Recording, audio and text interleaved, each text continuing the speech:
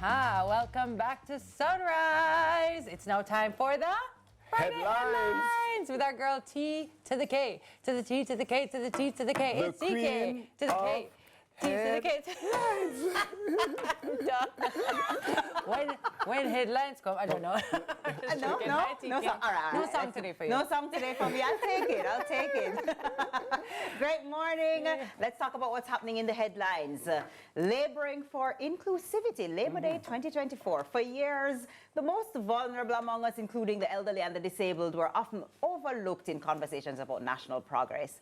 Fortunately, Jamaica has been making significant strides in this regard. And building on this momentum, Jamaica's national project for Labor Day 2024 was focused on persons with disabilities, the elderly, and the vulnerable under the theme, Ramp Up the Access, Show You Care. So yesterday saw Prime Minister Andrew Holness and Opposition Leader Mark Golding join efforts at the Institute of Jamaica to construct a ramp facilitating easier access to this culturally rich site. Holness emphasizes the importance of such initiatives in a developing country. He admits, however, that much still needs to be done. Opposition leader Mark Golding proposed a whole year dedicated to ramping up access for the vulnerable. I really, really like this project. Yeah, I like it. It's important. I like the increased activities for inclusivity because this week I saw Nigel boy getting his birth certificate In with Braille. And Yeah. I say, Amazing. wow. I didn't even, so I'm saying the activities for inclusivity is really impressive and amazing. And to see The both of them Mark Golding, together. including Yeah. Andrew Holness, that's inclusivity. Yeah, it's really, I'm just going to say it's embarrassing how little access people with wheelchairs especially have. It's embarrassing how little parking spaces, disabled parking spaces are available at anywhere we go. And so any effort to increase that, to ramp it up, as I say, is so welcomed. And it's so great to see both sides coming together to do to make it happen for the people, for our country. We love to see that. We love Do to more see of that. Do more of that. We vote for more of that. Yes. More of, Yes. both parties coming together to drive a good cause forward. We love that. One We love that. Yeah, so all right. Good one. That was actually some good news.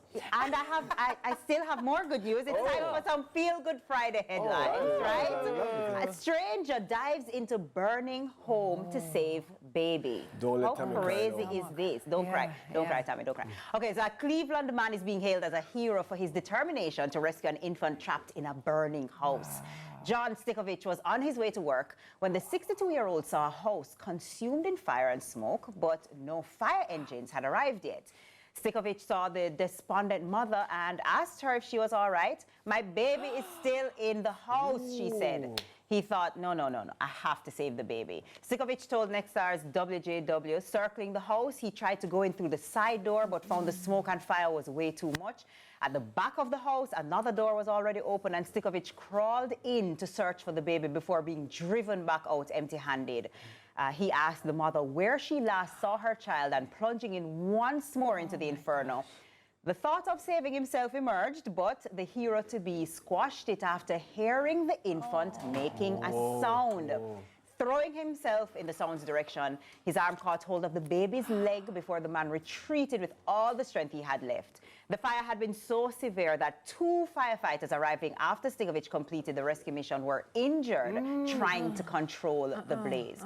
The department said Stickovich's actions were without doubt the reason that the baby survived. So treated for smoke inhalation at the Metro Health Medical Center, Stickovich was able to go home the same day, and WJW Cleveland says that it's believed the city is poised to honor him for his bravery. Honestly, so brave, so brave. Complete stranger. Complete stranger, just, a good Samaritan, as we would say, and literally, like, for that mother, how an angel, really and truly, like for somebody to run into a burning building. Divine intervention. That's wild. Epitome of selflessness.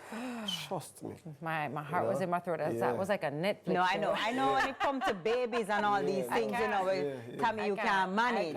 But it was a good news. All ended well. Baby's fine. Rescuer fine. All is well. Thank you for that, my friend. Right? Yes, I feel better now. I can carry on with my day.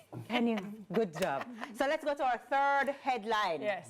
It's all about cricket, lovely cricket. Yeah. West Indies beat South Africa by 28 runs in the first T20. You know we had to bring the experts in for this one. So we go over to the expert himself, Orville Higgins. Because it's a good look having you here this morning, Orville. You know, we're not used to Orville this early in the mornings, you know. I like it. So we are very excited that we get to see Orville in the mornings, our very own sports professional, Orville Higgins in the building. Well, the people who get me here early this morning and Wednesday morning, you could work miracles, but we are here because the World Cup starts in a week. June 1 is when the World Cup will get underway, and I'm excited, and I hope you are as well. We had to get in Johnny Grave, the CEO of West Indies Cricket, to talk to us about a few things. He joins us here this morning. Hi, Johnny, how are you doing? I'm well. Good morning. All right, good morning. Maybe the first question is, are we ready as a region? The World Cup starts in a week. Are we ready? Are all the I's dotted and are all the T's crossed? I would say we're ready, yeah. It's been a long process. We're all excited. It's 8 days to go. Opening match for West Indies will be in Guyana on 2nd of June, but the opening match of the tournament is on the 1st of June under lights at Dallas. So we're ready. Our US counterparts are working hard to be ready too. And yeah, the teams are just starting to arrive now. So it's, it's really exciting. One of the questions that the Jamaican public has been grappling with is the fact that there will be no official games being staged in Jamaica. How has the public, the international cricketing public, been reacting to that news? Well, look, I think everyone would recognise that Sabina Park is one of the most iconic cricket venues in the world. So I think everyone was surprised when the government here didn't bid for the opportunity to host games. And I guess from a Cricket West Indies point of view, we shared that disappointment. But that's probably more of the reason why we've got these 3 T20 internationals now against South Africa. And it was great to see so many fans come out and rally behind the team. Give them some confidence building up to this really important World Cup. Yeah. Our Cricket World Cup is a massive enterprise and you need the help of all shareholders and all stakeholders generally. How has the governments across the region, how supportive have they been as a group? Unbelievable. I mean, we just, events of this size, this would be the biggest sporting event ever to take place in the Caribbean, and you can't do that without the support of the governments. And yeah, from right across the 6 host countries, they've been fantastic. We've had teams being welcomed by some of the non-hosts. So we've had 4 teams in St Kitts preparing early for this World Cup, getting the teams acclimatised to our conditions. But the renovation work across, particularly the stadiums, big improvements to the Brian Lara Cricket Academy, which is probably one of the best stadiums in the Caribbean anyway. Lots of work happening at Providence. Over $25 million being invested into Kensington Oval. Lights going in at St Vincent. St Lucia's had upgrades. The Sir Viv Richards Stadium in Antigua's had a big refurbishment too. So yeah, it's going to be a great legacy for all the cricket that's going to come after this World Cup, that our stadiums will be in world-class condition. Barbados will host the final, and we are all looking forward to that. Is that something that was... How did they get the right to host the final? Was that something that they specifically bidded for, or a process of maybe eliminations got them there? Yeah, it was a process of bidding. So we had bids for the semi-finals and finals from Barbados, Trinidad and Tobago and Guyana. And with our counterparts of ICC, they go through a fairly clear process to identify the best and venue for that. And I guess Barbados, Kensington Oval, the government, as I said, put forward this big investment plan. They put in additional seating, additional media facilities, hospitality facilities at their expense, brand new floodlights that are LED. And in addition to that, we know the international airlift and number of hotel beds in the country probably was what tipped it just ahead of Trinidad and Guyana, who both got semi-finals. And yeah, it's going to be an exciting end to the tournament.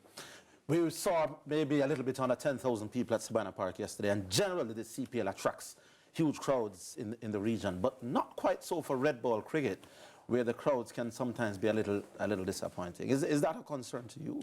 Yeah, I think it is. We've seen, I would say, outside of the UK, Test match crowds generally not be what they were maybe 20 years ago, and I guess that's indicative of lifestyles. People are busy, working hard, and can't necessarily give up 5 days to go and watch cricket. But we've seen huge following on radio still, social media, digital clips. So we believe the passion for Test cricket is still alive, and I think we saw that with the reaction of the win at the Gabba in January when Shamar Joseph bowled out Australia, and we drew that Test series that, you know, there was a real vibe in the Caribbean that cricket's coming back. So we hope the team in this World Cup, a home World Cup, going for the record third T20 World Cup title, we hope that everyone will be lifted through the West Indies teams and their performances. You have spoken in the past, and we don't have too much time, about the ICC economic model where the money is not disbursed as, you know, fairly as you would like. You want to give us a quick comment on that?